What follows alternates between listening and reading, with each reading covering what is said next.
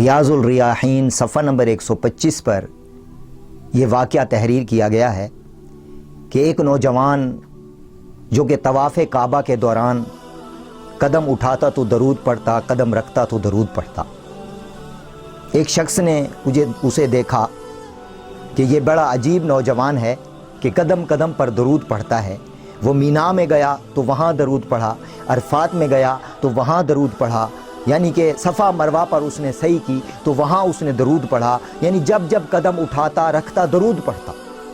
جب وہ تمام عبادات سے فارغ ہو گیا تو اس نوجوان کا ہاتھ ایک شخص نے پکڑا اور پوچھا کہ اے نوجوان، میں نے تمہیں دیکھا کہ تو طواف کعبہ کے دوران جب بھی قدم رکھتا تھا درود پڑھتا تھا، مینا میں دیکھا تو وہاں تو درود پڑھ رہا تھا، عرفات میں دیکھا تو وہاں تو درود پڑھ رہا تھا، صفا مروہ پر تو نے صحیح کی تو وہاں درود پڑھ رہا تھا، کیا تجھے دعائیں نہیں آتی؟ کیا تجھے لبیک اللہم لبیک لبیک لا شریک لک لبیک کے الفاظ نہیں آتے؟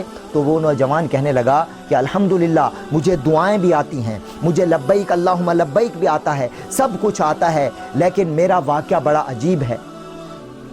واقعہ اس طرح ہے کہ جب ہم میرے والد صاحب اور میں اپنے گھر سے حج کی سعادت حاصل کرنے کے لیے قافلے کے ساتھ روانہ ہوئے تو راستے میں میرے والد صاحب بیمار پڑ گئے۔ کافی دنوں کا لمبا سفر تھا۔ جب بیمار پڑ گئے تو بیماری کی حالت میں بہت زیادہ شدت کے ساتھ ان کو بخار آیا اور قافلے نے ایک رات ایک جنگل میں پڑاؤ کیا۔ تو اب میں اپنے والد کے قدم دبا رہا تھا اور ان کی بیماری بڑھ چکی تھی، کرا رہے تھے، تو اچانک ان کی روح پرواز کر گئی۔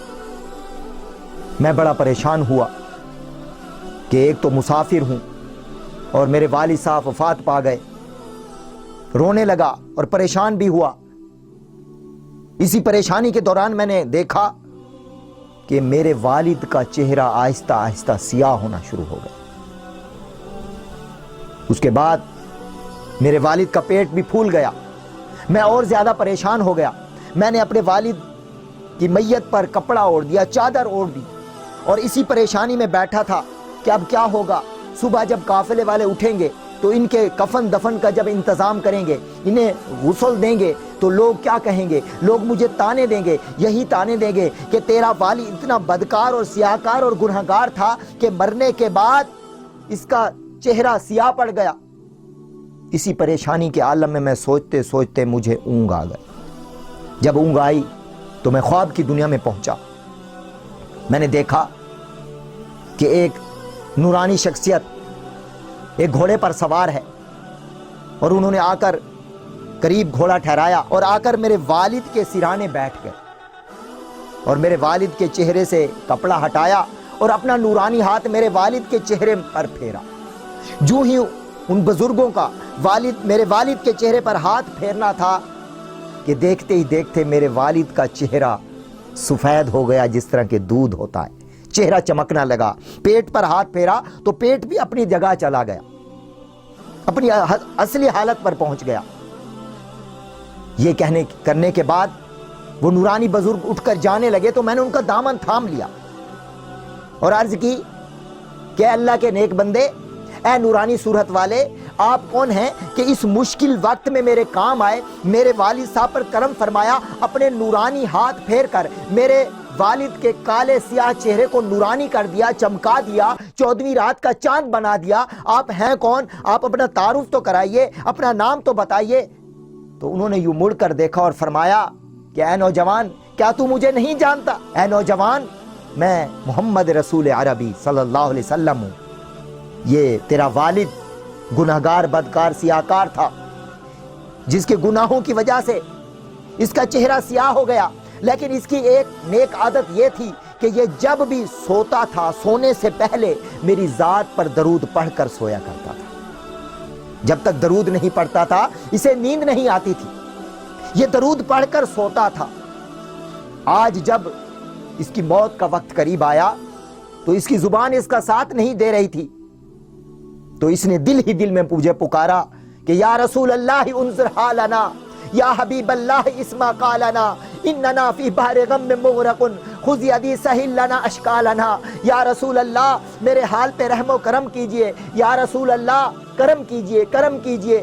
یا رسول اللہ آج میں آپ پر درود نہیں پڑھ سکا، آج موت کا وقت قریب آ گیا. جب اس نے مجھے دل سے پکارا تو اس کی آواز مدینے پہنچی. فریاد امتی جو کرے حال زار میں، فریاد امتی جو کرے حال زار میں، ممکن نہیں کہ خیر بشر کو خبر نہ ہو. جب اس نے مجھے پکارا تو میں مدینے سے اس کی مدد کرنے کے لیے تشریف لایا. یہ کہنے کے بعد پیارے آقا علیہ الصلوۃ والسلام نظروں سے اوجھل ہو گئے. وہ نوجوان کہتا ہے کہ میری جو تھی نا اچانک جاگ ہو گئی، تو میں نے سوچا کہ اوہ ہو یہ تو خواب تھا. میں نے حقیقت سمجھی تھی لیکن یہ تو خواب نکلا. بہرحال میں نے اپنے والد کے چہرے سے جب کپڑا ہٹایا تو جیسے خواب میں دیکھا تھا، حقیقت میں میرے والد کا سیاہ چہرہ اس طرح سفید جس طرح دودھ ہوتا ہے، اور پیٹ بھی واپس اپنی جگہ پر جا چکا تھا. چمک تجھ سے پاتے ہیں سب پانے والے، میرا دل بھی چمکا دے چمکانے والے. مدینے کے خطے خدا تجھ کو رکھے، غریبوں فقیروں کے ٹھہرانے والے. تو وہ نوجوان کہنے لگا کہ اے اللہ کے بندے، اسی لیے میں نے اس وقت سے اپنے ساتھ تہیہ کیا کہ اب جب میں حج کے ارکان ادا کروں گا تو دعاؤں کی جگہ میں قدم قدم پر درود پڑھوں گا، کیونکہ اسی درود کی برکت سے میرے والد صاحب کی نجات ہوئی. اور اب میں ساری زندگی عبادات کے ساتھ ساتھ کثرت کے ساتھ درود و سلام کا ورد کروں گا. ہر درد کی دوا ہے صلی علی محمد، تعویذ ہر بلا ہے صلی علی محمد. جو درد لا دوا ہو اسے گھول کر پلا دو، کیا نقصہ اے شفا ہے صلی علی محمد. جانے بھی دو ارم کو، رضوان روکو ہم کو، دل پہ ہم نے لکھ لیا ہے صلی علی محمد، صلی علی محمد، صلی علی محمد.